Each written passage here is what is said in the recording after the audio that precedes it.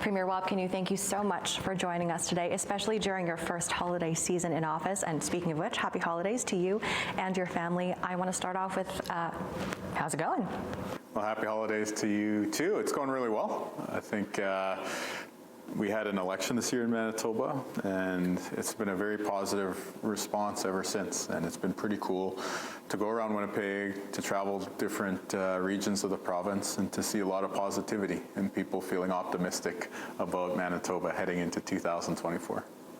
I'm sure you and the NDP party have many plans come January. Can you tell us what can we expect from you in the new year? Well, the first thing is the gas tax is coming down on January 1st. This is one of our first priorities, so you're going to save money. Every time you go to the gas station, 14 cents a litre, you'll save. I think that's going to be a help for families as the credit card statements come due after the holiday season. And just, we all know that inflation's been a big challenge. So that's one big priority for us, is helping out the average person with the cost of living. And then the other big priority, of course, is healthcare.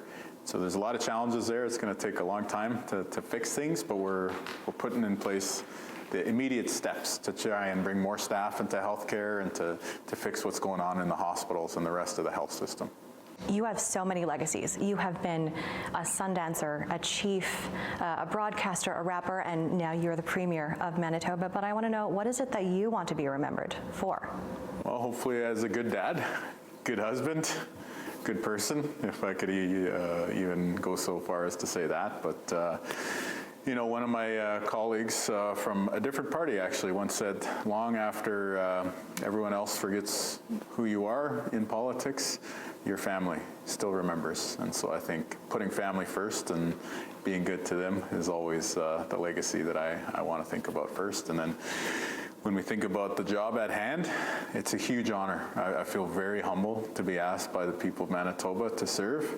And so just come to work every day and just try to do our best to move the ball forward.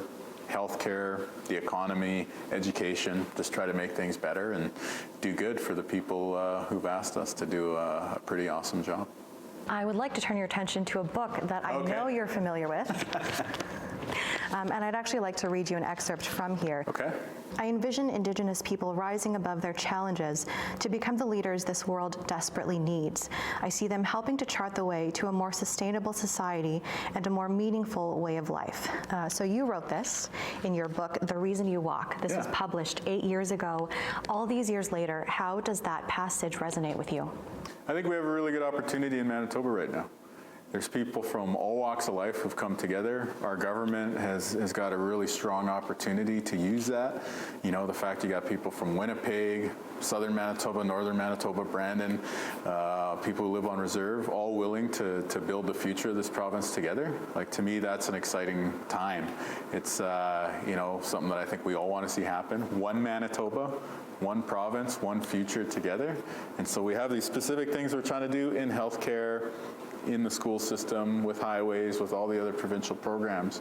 But I think the overall vision is about bringing people together. You know, that's what I was getting at, is, you know, hopefully Indigenous people could participate. And now that we have this opportunity, I just want to make sure everybody gets the most positive future.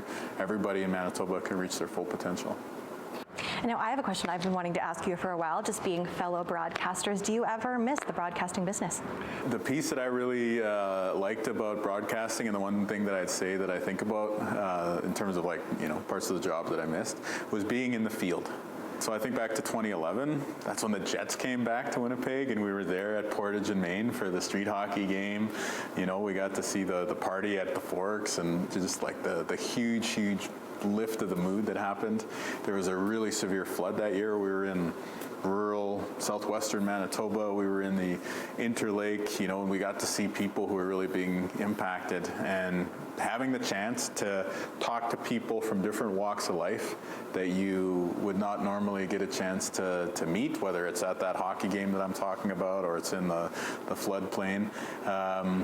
Those are really meaningful moments that I remember as a broadcaster. But the thing that I'm lucky about is I get to do that in the current job as well too. Being in the provincial political scene, I get to travel the province. I get to meet people that I would never otherwise get a chance to cross paths with, get to hear what they want to see happen in the future, and then I have the chance to come back here and try to make that a reality. One last question. Is there a holiday food that you're most looking forward to? I like the turkey. I brine the turkey overnight. I make the gravy. It's like KFC gravy if I'm bragging a little bit. And I'm really looking forward to that, yeah.